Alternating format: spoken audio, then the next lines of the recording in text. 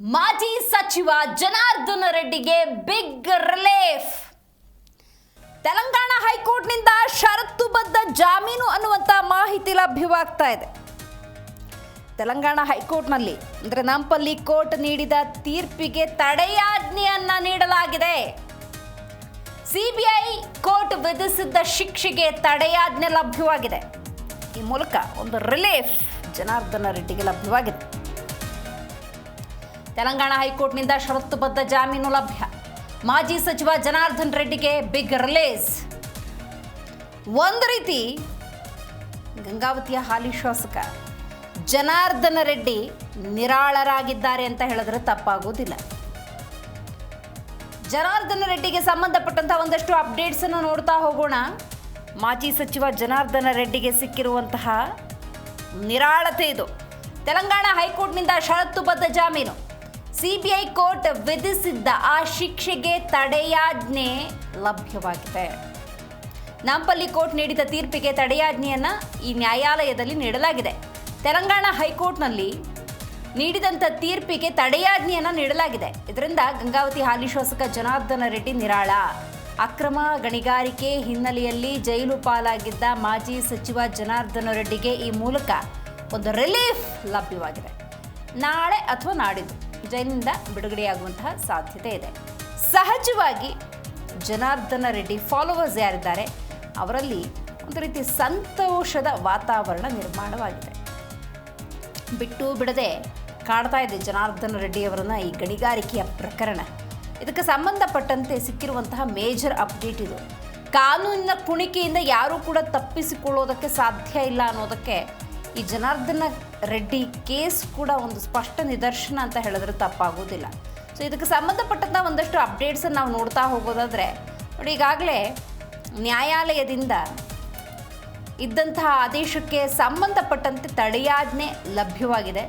ಈ ಮೂಲಕ ಜನಾರ್ದನ ರೆಡ್ಡಿ ಒಂದು ರೀತಿ ರಿಲೀಫನ್ನು ಪಡೆದುಕೊಂಡಿದ್ದಾರೆ ಅಂತ ಹೇಳಿದ್ರೆ ತಪ್ಪಾಗೋದಿಲ್ಲ.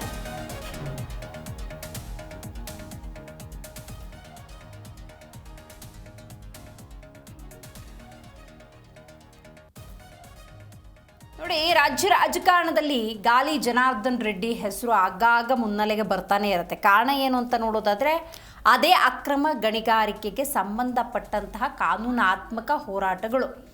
ರೈಟ್, ಈಗ ಷರತ್ತುಬದ್ಧ ಜಾಮೀನೇನೋ ಲಭ್ಯವಾಗಿದೆ. ಆ ಷರತ್ತುಗಳು ಏನು, ಯಾವ ರೀತಿ ಷರತ್ತನ್ನು ನ್ಯಾಯಾಲಯ ವಿಧಿಸಿದೆ, ಇದು ಕೂಡ ಬಹಳ ಮುಖ್ಯ. ಮಾಜಿ ಸಚಿವ ಜನಾರ್ದನ ರೆಡ್ಡಿಗೆ ಸಿಕ್ಕಿರುವಂತಹ ಬಿಗ್ ರಿಲೀಫ್ ಇದು. ತೆಲಂಗಾಣ ಹೈಕೋರ್ಟ್ನಿಂದ ಷರತ್ತುಬದ್ಧ ಜಾಮೀನು ಲಭ್ಯವಾಗಿದೆ. ಸಿಬಿಐ ಕೋರ್ಟ್ ವಿಧಿಸಿತ್ತು ಶಿಕ್ಷೆ. ಆ ಶಿಕ್ಷೆಗೆ ತಡೆಯಾಜ್ಞೆಯನ್ನು ನೀಡಲಾಗಿದೆ ಮತ್ತು ಷರತ್ತುಬದ್ಧ ಜಾಮೀನಾಗಿರುವುದರಿಂದಾಗಿ 10 ಲಕ್ಷದ ಶ್ಯೂರಿಟಿ ಅಂತ ನ್ಯಾಯಾಲಯ ಹೇಳಿದೆ. ಪಾಸ್ಪೋರ್ಟನ್ನು ವಶಕ್ಕೆ ಪಡೆದುಕೊಳ್ಳುವಂತೆ ಸೂಚನೆಯನ್ನು ಕೊಡಲಾಗಿದೆ. ತೆಲಂಗಾಣ ಹೈಕೋರ್ಟ್ನ ನಾಂಪಲ್ಲಿ ಕೋರ್ಟ್ ನೀಡಿದ ತೀರ್ಪಿಗೆ ಈಗ ತಡೆಯಾಜ್ಞೆ ಲಭ್ಯವಾಗಿರುವಂಥದ್ದು. ಇದರಿಂದ ಗಂಗಾವತಿ ಹಾಲಿ ಶಾಸಕ ಜನಾರ್ದನ ರೆಡ್ಡಿ ಕೊಂಚ ನಿರಾಳರಾಗಿದ್ದಾರೆ. ಅಕ್ರಮ ಗಣಿಗಾರಿಕೆ ಹಿನ್ನೆಲೆಯಲ್ಲಿ ಮಾಜಿ ಸಚಿವ ಜನಾರ್ದನ್ ರೆಡ್ಡಿ ಜೈಲು ಪಾಲಾಗಿದ್ದರು. ಬಿಟ್ಟು ಬಿಡದೆ ಈ ಅಕ್ರಮ ಗಣಿಗಾರಿಕೆಯ ಪ್ರಕರಣ ಜನಾರ್ದನ್ ರೆಡ್ಡಿಯನ್ನು ಕಾಡ್ತಾ ಇದೆ ಅಂತ ಹೇಳಿದ್ರೆ ತಪ್ಪಾಗುವುದಿಲ್ಲ. ಕಾನೂನಿನ ಕುಣಿಕೆಯಿಂದ ಯಾರೂ ಕೂಡ ತಪ್ಪಿಸ್ಕೊಳ್ಳೋದಕ್ಕೆ ಸಾಧ್ಯ ಇಲ್ಲ ಅನ್ನೋದಕ್ಕೆ ಇದೊಂದು ಸ್ಪಷ್ಟ ನಿದರ್ಶನ ಅಂತ ಹೇಳಿದ್ರೆ ತಪ್ಪಾಗುವುದಿಲ್ಲ.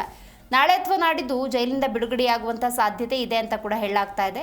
ಸಹಜವಾಗಿ ಜನಾರ್ದನ ರೆಡ್ಡಿ, ಗಾಲಿ ಜನಾರ್ದನ ರೆಡ್ಡಿ ಅಭಿಮಾನಿಗಳು ಹಾಗೆಯೇ ಕಾರ್ಯಕರ್ತರಲ್ಲಿ ಸಂಭ್ರಮ ಅನ್ನೋದು ಹೆಚ್ಚಾಗಿದೆ.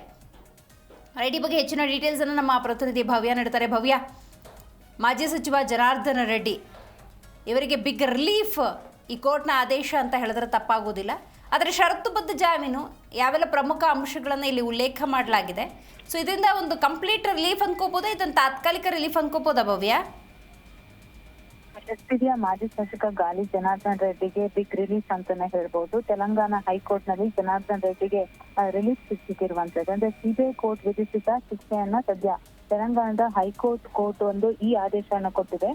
ಅಂದ್ರೆ 10 ಲಕ್ಷ ರೂಪಾಯಿ ಮೌಲ್ಯದ ಇಬ್ಬರ ಶ್ಯೂರಿಟಿಗೆ ಸೂಚನೆಯನ್ನು ಕೊಟ್ಟಿರುವಂತದ್ದು. ಹಾಗೇನೆ ಜನಾರ್ದನ್ ರೆಡ್ಡಿ ದೇಶ ಬಿಟ್ಟು ಹೋಗದಂತೆ ಷರತ್ತನ್ನು ಕೂಡ ವಿಧಿಸಿದೆ. ಹಾಗೇನೆ ಪಾಸ್ಪೋರ್ಟ್ ವಶಕ್ಕೆ ನೀಡುವಂತೆ ಕೂಡ ಕೋರ್ಟ್ ಸೂಚನೆಯನ್ನ ಕೊಟ್ಟಿರುವಂತದ್ದು.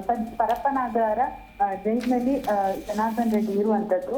ಸೊ ಇವರ ಮೇಲೆ ಏನ್ ಆರೋಪ ಅಂತ ನೋಡೋದಾದ್ರೆ ಅಂತಾರಾಜ್ಯ ಗಡಿಭಾಗದಲ್ಲಿ ಅಕ್ರಮ ಗಣಿಗಾರಿಕೆ ಸಂಬಂಧಪಟ್ಟಂತೆ ಸರ್ಕಾರದ ಬೊಕ್ಕಸಕ್ಕೆ ಸುಮಾರು 884 ಕೋಟಿ ನಷ್ಟವನ್ನ ಕೂಡ ಇವರು ಉಂಟು ಮಾಡಿರುವಂತ ಪ್ರಕರಣ ಇರುವಂತದ್ದು.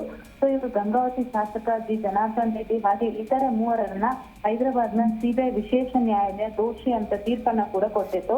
ಸೊ ಆರೋಪಿಗಳ ವಿರುದ್ಧ ಸಿಬಿಐ 2009 ಡಿಸೆಂಬರ್ 8ರಂದು ಪ್ರಕರಣವನ್ನ ಕೂಡ ದಾಖಲಿಸಿತ್ತು. ಸೊ ಮೊದಲ ಆರೋಪ ಪಟ್ಟಿಯನ್ನ 2011 ಡಿಸೆಂಬರ್ 3ರಂದು ಸಲ್ಲಿಸಿರುವಂತದ್ದು. ನಂತರ ಗಣಿ ಕಂಪನಿಯ ನಿರ್ದೇಶಕರಾಗಿರುವಂತಹ ರೆಡ್ಡಿ ಆಗಿರ್ಬೋದು, ಶ್ರೀನಿವಾಸ್ ರೆಡ್ಡಿ ಆಗಿರ್ಬೋದು, ರಾಜಗೋಪಾಲ್ ಹಾಗೇನೆ ದಿವಂಗತ ಆರ್ ಲಿಂಗಾರೆಡ್ಡಿ ಮತ್ತೆ OMC ವಿರುದ್ಧದ ಪ್ರಕರಣದಲ್ಲಿ 3 ಪೂರಕ ಆರೋಪ ಪಟ್ಟಿಗಳನ್ನು ಕೂಡ ಸಲ್ಲಿಸಿದ್ರು. ಸೊ ನ್ಯಾಯಾಲಯ ಸುಮಾರು 219 ಸಾಕ್ಷಿಗಳ ವಿಚಾರಣೆಯನ್ನ ಕೂಡ ನಡೆಸಿರುವಂತದ್ದು. ಸೊ ಅಕ್ರಮ ನಡೆದಿರೋದಕ್ಕೆ ಸಾಕ್ಷಿಯಾಗಿ 3336 ದಾಖಲೆಗಳನ್ನ ಕೂಡ ನ್ಯಾಯಾಲಯಕ್ಕೆ ಸಲ್ಲಿಸಲಾಗಿತ್ತು. ಸೊ ಇದನ್ನ ಪ್ರಶ್ನಿಸಿ ಇವರು ಸಿಬಿಐ ಕೋರ್ಟ್ ಏನು ತೀರ್ಪನ್ನ ಕೊಟ್ಟಿತ್ತು, ಸೊ ಇದನ್ನ ಪ್ರಶ್ನಿಸಿ ತೆಲಂಗಾಣದ ಹೈಕೋರ್ಟ್ ಮೊರೆ ಹೋಗ್ತಾರೆ. ಸೊ ಹೈಕೋರ್ಟ್ ಸದ್ಯ ಜನಾರ್ದನ್ ರೆಡ್ಡಿಗೆ ಬಿಗ್ ರಿಲೀಫ್ ನೀಡಿದೆ ಅಂತಾನೆ ಹೇಳ್ಬೋದು. ಪ್ರಮುಖವಾಗಿ ಬಹಳಷ್ಟು ಷರತ್ತನ್ನು ಕೂಡ ವಿಧಿಸಿದಂತದ್ದು. ಅಂದ್ರೆ ದೇಶವನ್ನೇ ಬಿಟ್ಟು ಎಲ್ಲೂ ಕೂಡ ಹೋಗಬಾರ್ದು, ಸಿಬಿಐ ತನಿಖೆಗೆ ಅಥವಾ ಯಾವ್ದಾದ್ರು ತನಿಖಾ ಸಂಸ್ಥೆ ತನಿಖೆಗೆ ಅಂತ ಕರೆದಾಗ ತನಿಖೆಗೆ ಸರಿಯಾದ ರೀತಿ ರೆಸ್ಪಾನ್ಸ್ ಅನ್ನ ಕೊಡ್ಬೇಕಂತ. ಸೊ ಹೀಗಾಗಿ ಜನಾರ್ದನ್ ರೆಡ್ಡಿಗೆ ಬಿಗ್ ರಿಲೀಫ್ ಅಂತಾನೆ ಹೇಳ್ಬೋದು. ಯಾಕಂದ್ರೆ ಇನ್ನೂ ಕೂಡ ಅವರು ಪರಪ್ಪನಾಗ್ರಹದ ಜೈಲಾಗಿರುವಂತದ್ದು. ಸೊ ಅಲ್ಲಿಂದ ಅವರನ್ನ ಪರಪ್ಪನಾಗ್ರಹದ ಜೈಲಿಗೆ ಕೂಡ ಶಿಫ್ಟ್ ಮಾಡಲಾಗಿತ್ತು. ದಿವ್ಯಾ. ರೈಟ್, ಥ್ಯಾಂಕ್ ಯು ಭವ್ಯ ನಿಮ್ಮೆಲ್ಲ ಮಾಹಿತಿಗಾಗಿ.